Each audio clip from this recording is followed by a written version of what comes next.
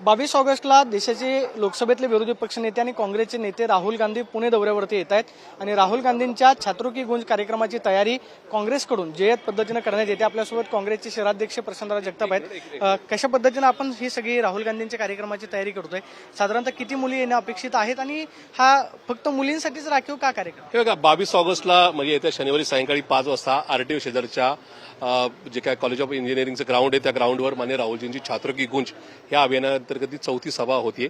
पहिली सभा ही कोटा राजस्थान, त्याच्यानंतर प्रयागराज उत्तर प्रदेश आणि देहरादून उत्तराखंड या ठिकाणी झाली। पण त्या मिक्स होत्या, मुलांच्या मुलींच्या विद्यार्थ्यांच्या काही एकत्रित सभा होत्या। ही मात्र डेडिकेटली पुण्यातली सभा ही मुलींकरता स्पेशल होती।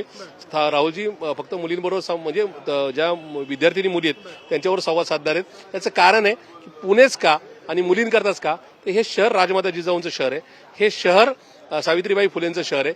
त्याच्यामुळे या शहरामध्ये त्यांनी मुलींशी संवाद साधावा अशा प्रकारचा एक नाही का एकूण सगळ्यांचा आग्रह होता, त्याप्रमाणे ते येत आहेत। या ठिकाणी ही सभा होत असताना तरुणाईला या शहरामध्ये म्हणजे मागच्या 1.5-2 महिन्यापूर्वी नसरापूरची घटना घडली, त्याच्यानंतर आज सकाळी जुन्नरच्या घटनेमध्ये एका लहान निष्पाप मुलीचा म्हणजे अत्याचार करून खून करण्यात आला। त्यामुळे हे मुद्दे घेण्यात यावेत।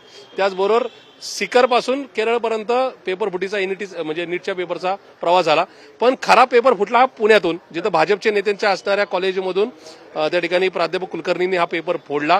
त्याच्यामुळं भाजपच्या राज्यामध्ये एकीकडे मुलींचं नाही का अब्रू किंवा त्यांचं नाही का आयुष्य सुद्धा अडचणीत आहे, पण त्याचबरोबर त्यांचं करिअर सुद्धा धोक्यात आहे।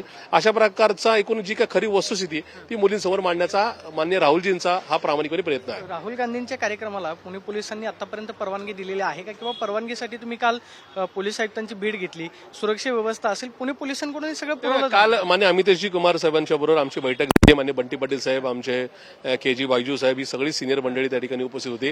त्या ठिकाणी नंतर आम्ही ॲडिशनल कमिशनर मनोज पाटील साहेबांबरोबर आमची ग्राउंड पाहणी सुद्धा झालेली आहे। आम्हाला आशा आहे की त्यांनी आज या ठिकाणी ती परवानगी द्यावी, कारण त्यांनी कालच 144 लागू केले। मुळातच सगळं हास्यास्पद आहे। एवढा मोठा कार्यक्रम होत असताना कशासाठी लागू केला असं नाही, कुठेतरी येणाऱ्या लोकांवर प्रेशर आणण्याचा तो प्रयत्न आहे, पण मला असं वाटतं की असले प्रेशर जुगारून देऊन काम करण्याची मान्य राहुलजींची आणि काँग्रेस पक्षाची खासियत आहे। त्यामुळे असं 144 लागू जरी असलं तरी राहुल गांधींच्या कार्यक्रमाला गर्दी होऊ नये म्हणून हे असाच काहीतरी प्रयत्न आहे। म्हणजे साधारण जो स्टुडंट असतो तो घाबरतो ना की 144 लागू आले, पण मला त्यांना सांगायचं असं 144 लागू जरी असलं तरी पोलीस परवानगी आम्हाला आज मिळेल। ती निश्चित त्या पोलीस परवानगीमध्ये तो कार्यक्रम होत असल्यामुळे कुठल्याही प्रकारे विद्यार्थी आणि विद्यार्थिनींचं करिअर धोक्यात येणार नाही याची काळजी आम्ही नक्की घेऊ। युवक काँग्रेस कशा पद्धतीने तयारी करते?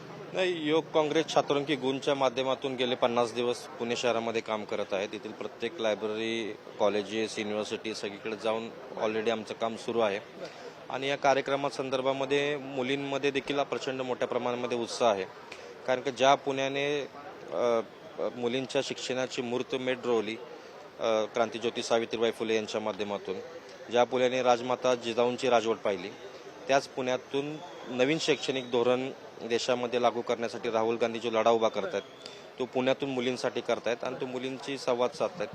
तर आम्ही जिथं जिथं जातोय मुलींसोबत संवाद साधतोय, निमंत्रण देतोय, या सगळ्या कार्यक्रमाचं आमचा मुद्दा समजावून सांगतोय।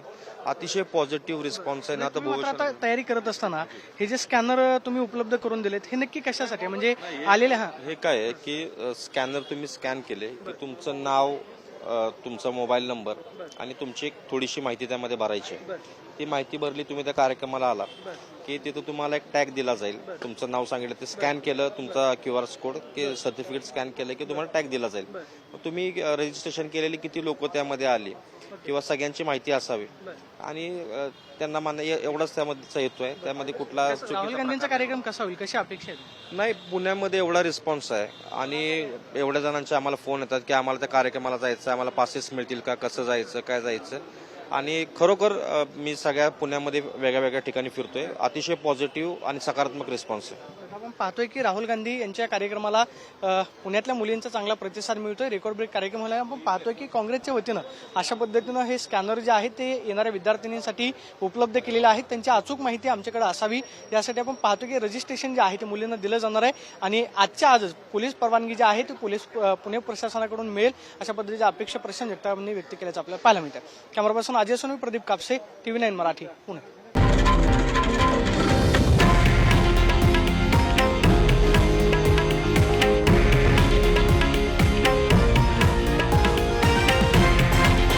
हे आहे देशातील नंबर 1 न्यूज नेटवर्क आणि आपण पाहत आहात TV9 मराठी, एकमेव